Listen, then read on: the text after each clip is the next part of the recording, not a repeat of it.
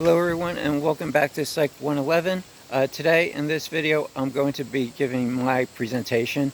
Like I said, there's going to be a bunch of class presentations by a number of our faculty here to familiarize you with our faculty. So today we'll lead off with me because I'm the instructor for this course. All right, so what typically is done is to start off with some biographical information, then talk about the topic area, and then something specific that the professor is working on.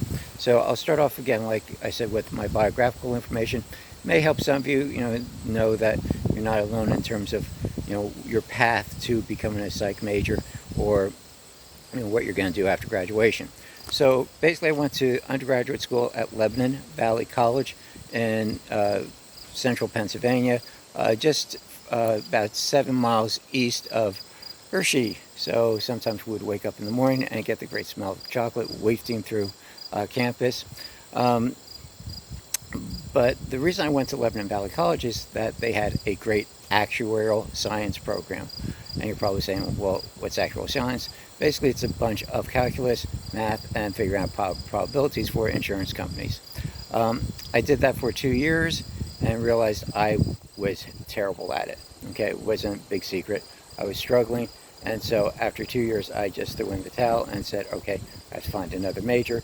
And so I had taken a couple of psych classes. I liked it. So I switched my major to psych, in my junior year. So I did as best I could. I did actually pretty well in my psych classes for those 2 years. But still, because I sort of was at a deficit in terms of, not getting a good head start, really still wasn't sure what in psychology I wanted to do. So at that point, I applied to graduate schools, basically master's programs that were general programs, so it would help me figure out at that point what I would want to do. It would also help me boost my credentials since, again, my first 2 years, my GPA was so bad. My overall GPA, by the time I graduated, was like a 3.12. It wasn't quite that bad. Okay, so I applied to a couple of places, and the one that did take me was Villanova. So I went to Villanova for my master's program. Did a great job there. Got a lot of experience with some really great people. So that did help, boost my credentials. So when I did apply for a PhD program, I was able to get into a pretty good one. Well, actually, that's a little bit of an understatement. I got it to NYU, which was really my dream school. So Villanova, NYU, and then as soon as I graduated from NYU with my doctors, I searched around for a couple of openings, and SUNY Oswego looked perfect. I interviewed here, and everything went well, and so here I am. Okay, so bottom line here is that, again, you never know what the route is that you're going to take. One thing I didn't mention is when I got to NYU, that helped me decide what direction I wanted to take in psychology. I wanted to take. And it turns out I wanted to do cognition, perception type of research. So I worked with George Sperling, was my dissertation advisor, who some of you may remember or may have covered this in Psych 100. He was the person credited for pioneering short-term visual memory, or iconic memory as it's also called. Okay, so I came here, I was teaching perception, cognition, research methods, and after a few years I realized that I could have my interest in sports translate to a sports psychology class too. So I've been teaching that for the past 10 years or so, probably longer than that, but I'm always a little underestimating the years. Okay, all right, so again, you never know where life's going to take you. If you don't know what you're doing right now, again, there's a whole lot of hope. You have this course basically to help you sort of sort out a bunch of those options. Okay, so that's again another reason why we have this course, and hopefully why you're taking the course. All right, okay, so that being said, so my interest is in cognition, my research area and my teaching area is in cognition. So what is cognition? Cognition is basically 4 different things: thinking, information processing, language, and problem solving. Okay, so all mental processes basically are one way of thinking about it. If we really want to be a little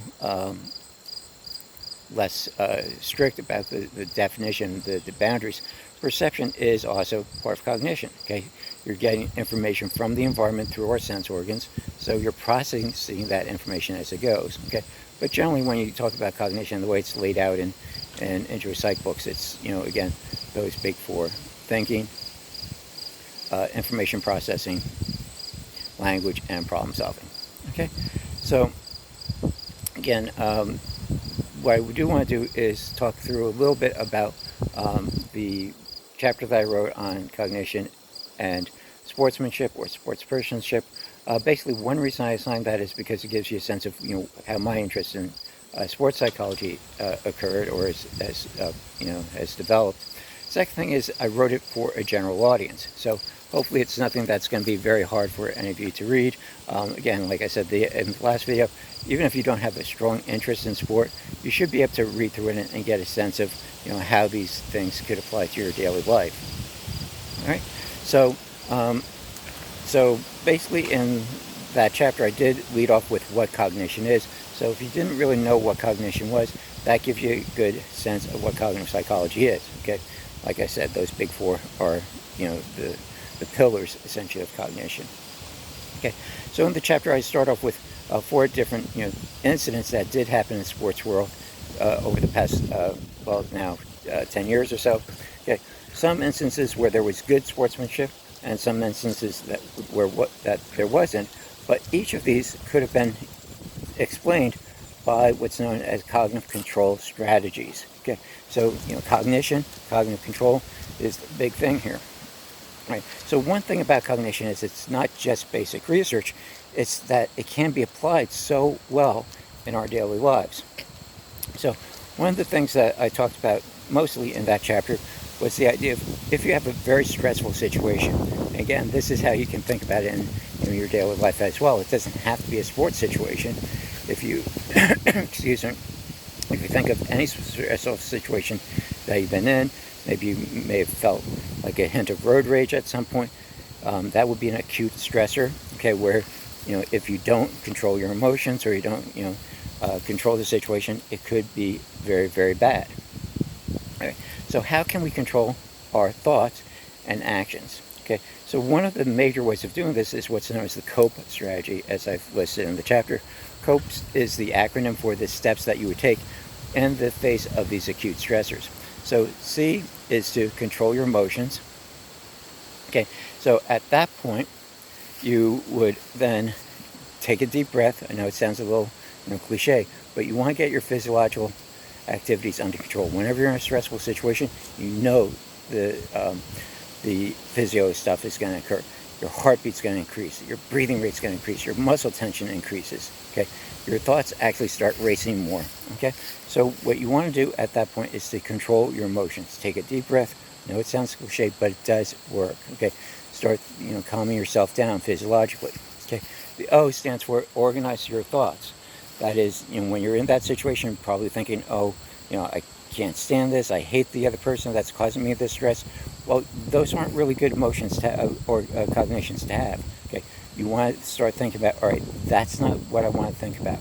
I want to think about what's important. How can I, think about other things and calm down and think about, well, this other person who's causing me stress isn't worth my time, isn't worth my energy, isn't worth my aggravation. So just think about what you're doing and don't engage any of those negative thoughts, because the negative thoughts really do escalate if you don't stop them. Okay, and then the P stands for plan your next step. So in this particular case, in all the sport examples, it's like, okay, I'll just get back into the game. I'm going to do, pitch my next pitch. I'm going to, serve my serve. Okay, I'm going to do what I have to do next and get back. Everything else is rear view mirror stuff, as sometimes it's called. You just get back into the game and, go forward. And then at that point, the E stands for executing that step that you just planned. Okay? All right. So I am taking a little walk while I'm doing this. Okay, so there might be a car here and there going past. Okay, so nice trees, nice blue skies. All right. Okay, so that's the nature of the COPE strategy.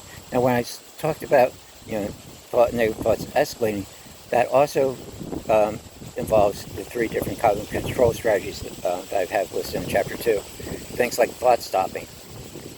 Okay, Okay, so if you have these negative thoughts occurring, okay, then basically, again, they can really escalate. They can really start going forward. So what you want to do is stop those thoughts in their tracks, and that's exactly what thought stopping is. I know, clever title for it. Okay, so basically, what it can do is, and one reason that I'm doing this, outside, is that you can actually, if you can get away with it, you have those negative thoughts coming, and you can actually yell the word stop. So you would just yell, "Oh, I want to get this guy back. I can't stand it. The refs suck." And you have all these negative thoughts going, and all you do is say, "Stop!" Okay, so that's why I'm doing this outside too. All right, so what you do at that point, you sort of shaking yourself away from those negative thoughts, and then you can start replacing those negative thoughts with positive thoughts.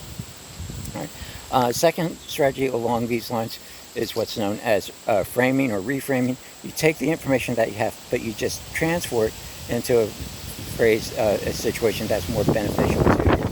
Okay, so again, a classic example would be in baseball. If you're thinking this guy is hitting, if you're a pitcher, and this person is hitting 400 against you, you may be thinking, "Oh my God, he owns me. 400 is a great average." But what that also means is that you get that person out 6 times out of 10. So the advantage is still in your favor, even though if it seems like the person has a good batting average against you. Okay, and then the last one is countering. Countering is basically having a debate with yourself. Okay, that is, if you have these negative thoughts, then you say to yourself, "Okay, that's not what this means. These aren't negative thoughts at all." You're basically saying to yourself, "Okay, if I have butterflies in my stomach, if I'm feeling anxious, it means it's not that you're nervous. It means that you're ready. If you didn't have butterflies in your stomach, you wouldn't feel like you're ready to go. Okay, that's a sign of physiological readiness to have butterflies in your stomach. Okay, so you take the same information in the case of framing, but in the case of countering, I know it's a very subtle difference. Don't panic about that. But it's basically having a debate with yourself, getting the negative thoughts, out of your head and replacing them with positive thoughts. All right. Okay. So again, all this is cognition. Applied to a real life situation. Okay. So that's the major part of that part of the chapter. The other thing that I want to mention is a major part of cognition also is visualization, and visualization is important in sports as well. Okay, so when you visualize yourself doing some activity, you can actually practice the activity, like if it's playing a piano or putting doing a putt in golf, or even throwing darts, whatever it is, you can visualize yourself doing it, and it's like practicing it. You can also visualize yourself doing something well. You can visualize yourself in a stressful situation. You visualize yourself calming yourself down. So visualization is really an important part of cognition, and a very, very strong, applicable one as well. All right, and the last part of the chapter deals with problem solving. Problem solving, again, in that particular case, I introduce you to the whole field of problem solving in just a couple of pages. But basically, again, thinking through problems. What is the problem that you have? How can you solve it? What are the impediments to problem solving? So, for example, one thing is the 9 dots problem that I mentioned to you. Probably saw it in Psych 100, but give it a whirl and try that out. If you need a little help with that, or if you need to, if you can't come up with a solution on your own, you can certainly Google it. Okay, so it's just called the 9 dot problem. All right. And I've applied that to the situation where a situation in a softball game, college softball game, between Central Washington and Central Michigan. Excuse me, Western Oregon and Central Michigan, Central Washington and Western Oregon. I know I get it right eventually. Okay, but think through it. There is a video on it. If you do want to Google it yourself, that's fine. I feel like there's enough for you to do by just reading through the article. But if any of the instances I've cited in the chapter are interesting to you, you can certainly Google. There's a whole bunch of videos on them. But again, the softball game is a really good example of how people can go through the problem solving stages. So again, I think I'll leave that with you for today. So this should give you a good sense of what cognition is, and how it can be applied in particular settings. Okay, so that should help you also determine what articles that you want to get for your assignment, If you have any questions about that, certainly let me know. Just shoot me an email and we can work through it. Okay, thanks. Take care. Talk to you soon. Bye.